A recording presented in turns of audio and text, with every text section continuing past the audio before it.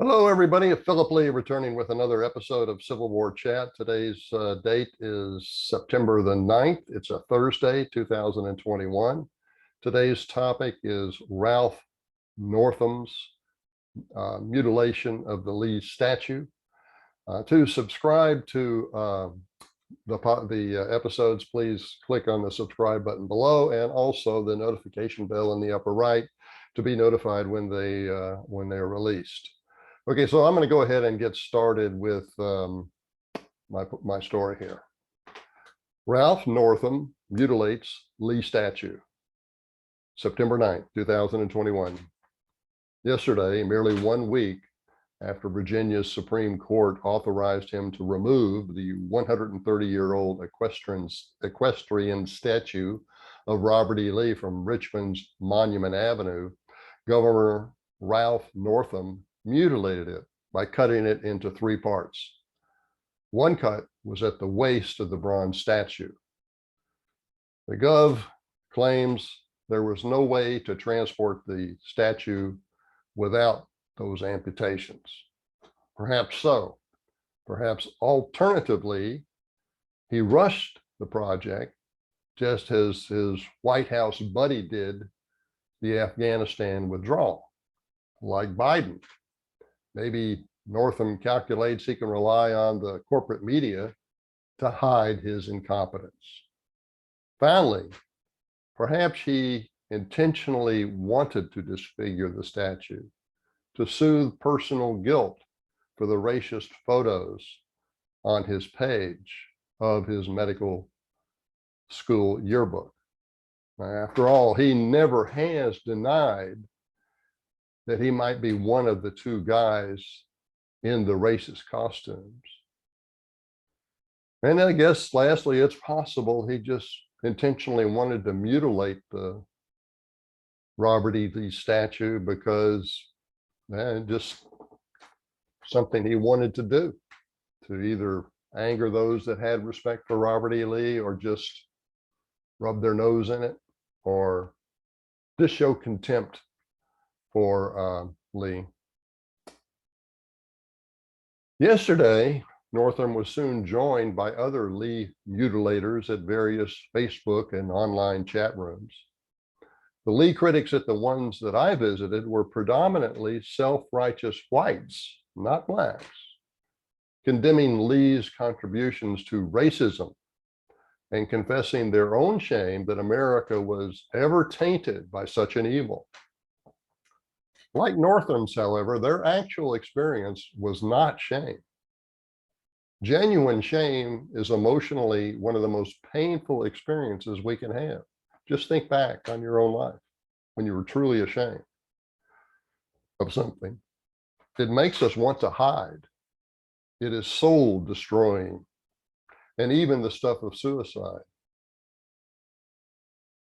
Northam and his online supporters, their experience was really the opposite of shame. It was display. It was preening. It was an act of separating themselves from supposedly unaware whites. They were showing how superior they are compared to the rest of us. In their minds, each has transformed himself into a kind of honorary black person. Therefore, they reason, the guilt does not attach to them, but only to other whites. And it is completely fake.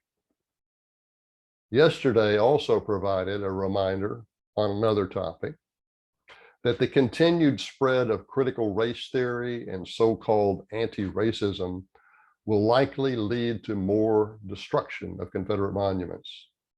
It's important to make this connection and to stop the spread of both of those. The first postulates that the most important thing about you is not your behavior or your character, but is the color of your skin. That is the most important thing about you. If you are white, you are an oppressor of blacks.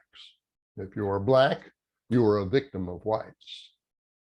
The second contends, that is anti-racism contends, that it is impossible to be non-racist or unracist. It is only possible to be either racist or anti-racist. Now, since all races are biologically equal in the analysis of the anti-racist, inequality of outcomes is proof, indisputable proof of racism.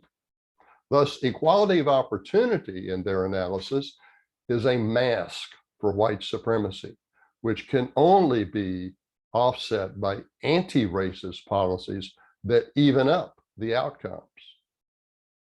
It is the antithesis of a meritocracy. While America is distracted with such nonsense, China marches toward global economic supremacy, laughing at us all the way. Chris Rufo revealed yesterday that Google is instructing its employees, perhaps all of them, in anti-racism. They hired Ibram X. Kendi as one of their lecturers. Kendi argues that anti-racist policies increase equality of outcomes. In case you're wondering what an anti-racist policy is, well, it's one that increases equality of outcomes, whereas racist policies decrease it.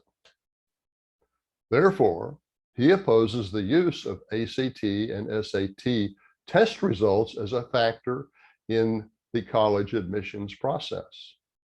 Because without them, he argues, more Blacks get into college.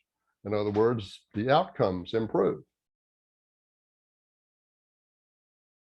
They may get into college, but they may not have the aptitude needed into the college that admits them to get to graduation, unless that college dilutes its academic standards, which has been a long-term trend that accompanies the affirmative action type of policies that Kendi advocates.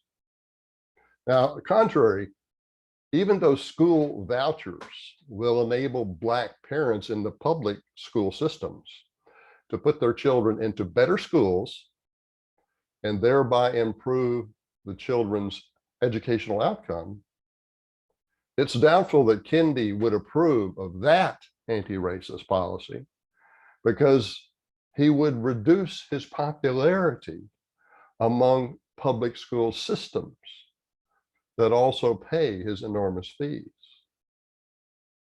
The public school labor unions would not be happy with him if he were to endorse the anti-racist policy of public school vouchers.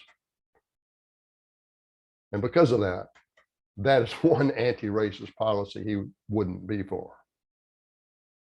Now, I bet $100 against a good Cuban cigar, he would oppose it. Okay, so what I want to do now is to share something with you.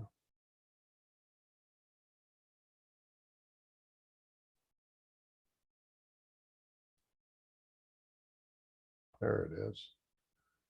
And I'll enlarge it.